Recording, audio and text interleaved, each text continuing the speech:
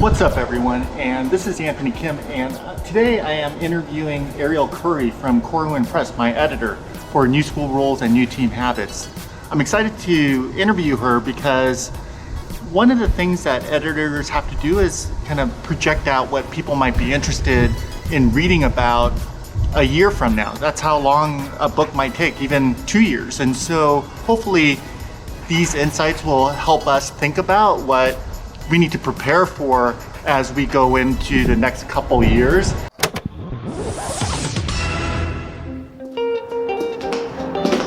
That's me jumping for joy because Ariel Curry just put the New School Rules on Audible. So now you can listen to this great book on Audible. For 2021, it's a great book to think about how to plan for the future, how to adjust your teams, how to get more done, how to learn and grow. So I think it's an incredible opportunity to take a look at the book or listen to the book.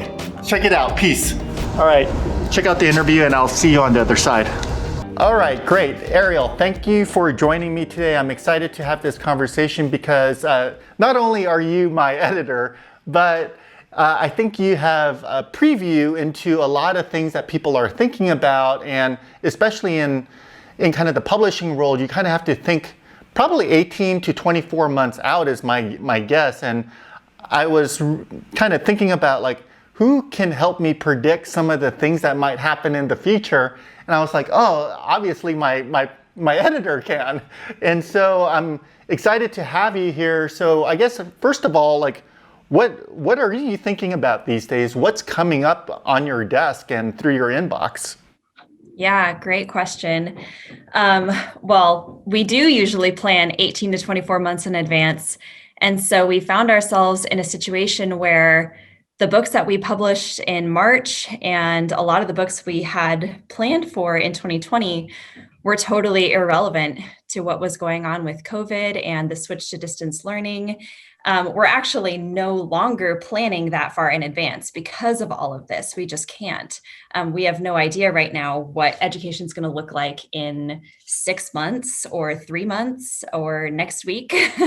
And so we're doing our best to be really responsive. And we've been looking a lot at Agile methodologies so that we can really pivot our entire business model. And we've been able to do that successfully so far. We were able to produce several books in a matter of, in some cases, like 2 weeks or a few months. We were able to listen to what our clients and audience was telling us they needed. And we had some authors who were able to turn around a really high quality manuscript on very short notice. And so our production team was able to really just place everything on hold to make that happen in a really quick amount of time. And so we've been able to produce some new books that are really relevant to what's going on right now. And so in terms of planning for the future, we're actually looking at how can we maintain some kind of hybrid publishing model where we are publishing things that are really relevant on a very, fast pace, turning around books in like 1 to 3 months. And then we have some other books that we can plan in that 18 to 24 month time period where we know that they are evergreen topics. They're going to be things that school leaders need or teachers need 2 years from now, 5 years from now. And so those can be on maybe a little bit more of a relaxed schedule. So we're now in this stage where we're pivoting and we're trying to kind of find that in between where we're doing both instead of just planning that far in advance. What are some of the topics that you really feel are needed in this space or you're getting a lot of requests around these days? So we are hearing a lot of requests for things around leading through disruption. It's been interesting. We've had a couple older books that were on that topic that have suddenly become bestsellers because people were able to find them and they hit a need. Even if they didn't talk specifically about COVID, those books are kind of hitting the mark of what people need right now. So definitely anything about leading through disruption, pedagogy and student engagement, particularly in online settings. So that's where books like our new distance learning playbook has really been helpful, because that specifically addressed pedagogy in that distance learning environment and how to keep students engaged and showing up every day. Obviously, equity has been huge, in particular, how the pandemic has given education leaders a new opportunity to disrupt inequitable systems. So that's really exciting. And we're seeing a lot of interest, a lot of proposals coming from all kinds of people. And it's really just opened this whole new door for books on equity and kind of disrupting our system, which is exciting to see. A couple other topics, social emotional learning has been kind of growing steadily the past few years, but certainly during the pandemic, we're seeing this increased interest in social emotional learning and wellness, not just taking care of our students, but also taking care of ourselves as educators. With all this going on, we really need to make sure that people are staying engaged themselves and taking care of themselves so they don't burn out. What are some of the trends that you see happening in terms of just the way people are thinking about the workforce, the educator workforce? Yeah, it's a little bit of a scary time to be a teacher. Actually, my sister is graduating soon from a teacher prep program, and the world looks really scary for people in her shoes right now, especially brand new teachers who are just starting. And this is really not what they were trained for, not what they signed up for. It's not what any of us signed up for. And we're seeing, we've seen a lot of retirements, a lot of early retirements, because veteran teachers are going, this is not something I need to adjust to. So, why bother? And we really can't blame them. So I saw a recent CNBC article that reported on an economic policy report that we are 500,000 jobs less than a year ago, and 890,000 jobs short of where we need to be to keep up with student enrollment growth. So we have this situation, it's really coming to a crisis soon, where we need so many more teachers, we need so many more people in education. And right now, COVID is not encouraging anyone to join ranks, but hopefully we'll come up with some solutions and be able to turn that around. What do you imagine might be the future of kind of conferences, in-person events, book clubs? Like, what's that kind of adaptive, hybrid, integrated experience that will create the connections that are so essential for this work, and something that I think Corwin always put a lot of attention around with all of the events and the summits and things that you guys did? For a while, we're going to just see so many options. We're going to see the in-person, face-to-face options continue, because some people really like that. And then we're also going to see the online options and just a variety of what that can look like. We've started hosting online book clubs around some of our books, and those have been really successful. We're actually seeing much higher rates of online engagement than we ever have before. We've also started doing virtual book launch parties for some of our newer, bigger books that are coming out, and those have been really well attended and really well received. I think people like the convenience of being able to do PD and being able to learn something new at home in their comfort zone. They don't have to worry about going anywhere. It's so much cheaper. I think that's a huge appeal to teachers.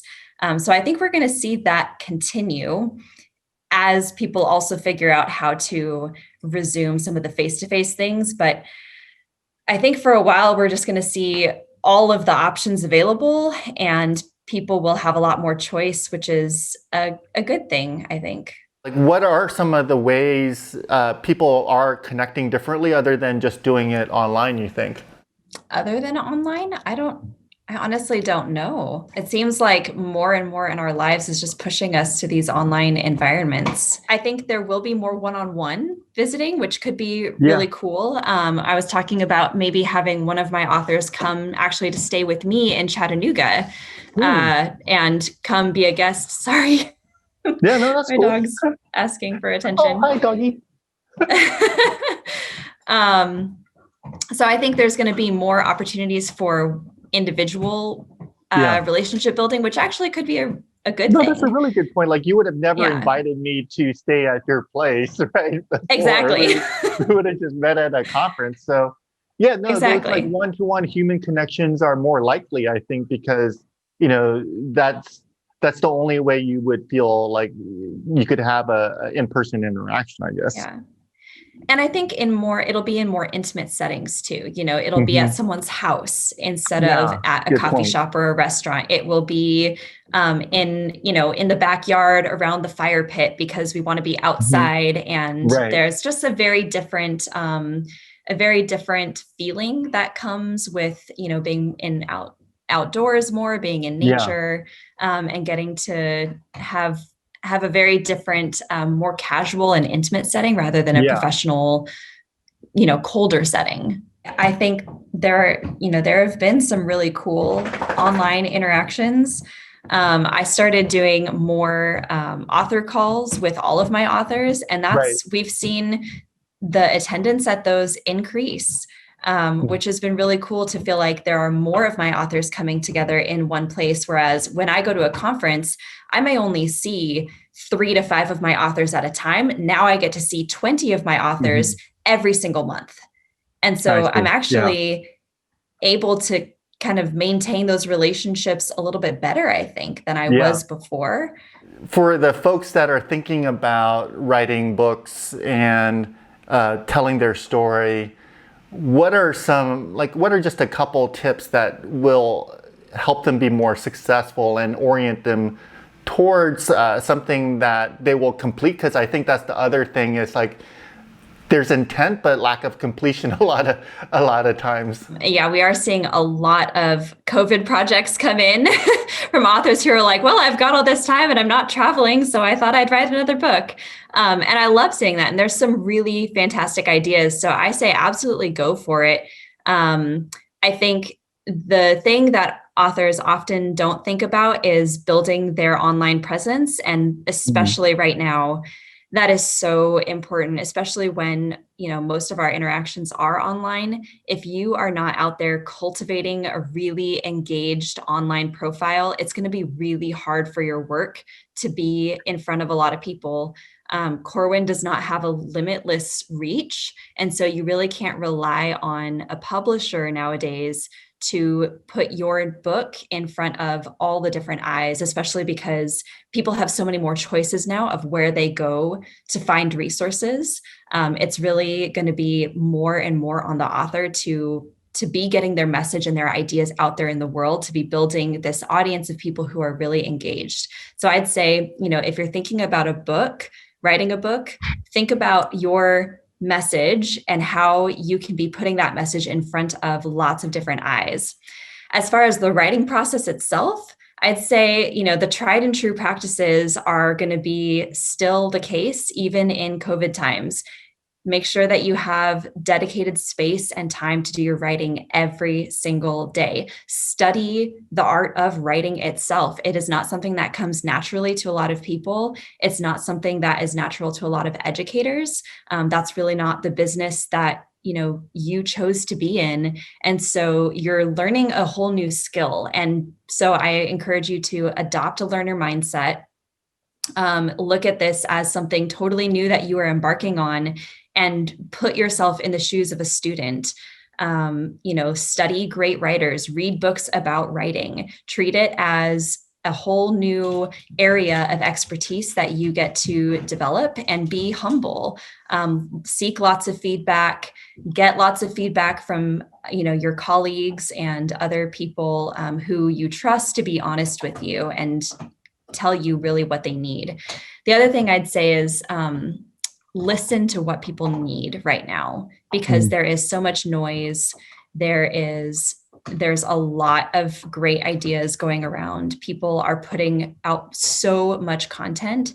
And so to really make something that's going to shine through all of that noise, uh, you need to be listening to what people really need. There is a fantastic book that I recommend to all of my authors. It's called Perennial Seller by Ryan Holiday. And Oh, yeah. my colleagues are going to laugh at me because I can't make it through like a half-hour meeting without mentioning Ryan Holiday. But I think he is one of the most fantastic writers of our time. Yeah. And Perennial Seller is a book that will help you write something amazing that is going to last, and it's not going to be just a trend. It's not going to be just a trendy book that lasts for a year. It's going to be something that really lasts into the future, and that's what we want. We want books that are going to be relevant for years to come. If you want to be a writer, even in education, I realize that this is not a full-time job for most of my authors, but I still encourage them, write every single day, write something, because practice is how you're going to be able to write an actual book for Corwin or for whoever that makes an impact. Well, thank you so much for doing this conversation with me. And I think Thanks for having me. Yeah, absolutely. And I love seeing your dog in the background. So. I know, I'm sorry. No, that was awesome. Thanks. They're everywhere.